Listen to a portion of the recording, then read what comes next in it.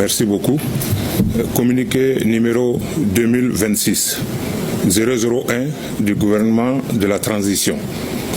Le gouvernement de la transition du Mali porte à la connaissance de l'opinion nationale et internationale que dans la matinée du samedi 25 avril 2026, des groupes armés terroristes ont mené des attaques complexes et coordonnées visant certaines villes du pays, notamment les villes garnisons de Kati, de Sévaré, de Gao, de Kidal et de Bamako.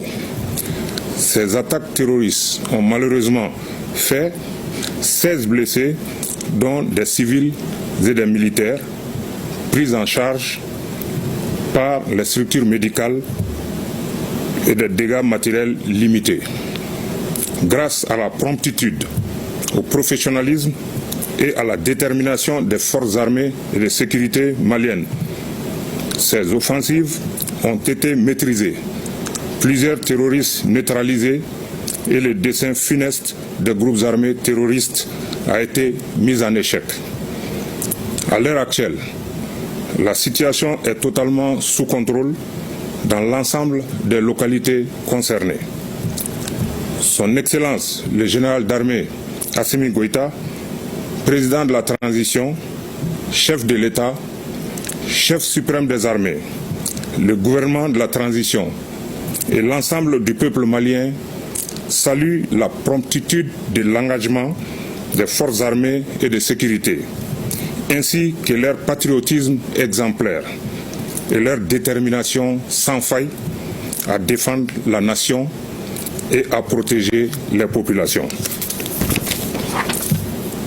Le gouvernement de la transition appelle les populations maliennes à faire preuve de vigilance et de sérénité face aux tentatives désespérées des groupes armés terroristes et de leurs sponsors. Il les exhorte à signaler tout mouvement suspect et à se référer exclusivement aux canaux officiels du gouvernement pour accéder à des informations fiables.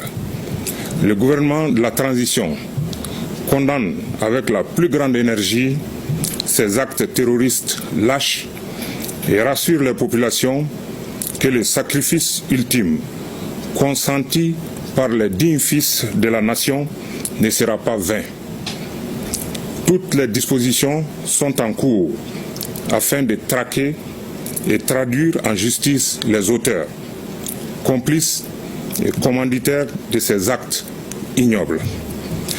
Le gouvernement réaffirme sa confiance aux forces armées et de sécurité maliennes qui demeurent pleinement engagées dans leur mission de défense de l'intégrité territoriale et de restauration de la paix, de la sécurité et de la quiétude sur l'ensemble du territoire national.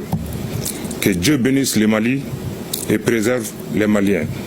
Bamako, le 25 avril 2026. Je vous remercie. Merci, Monsieur le ministre.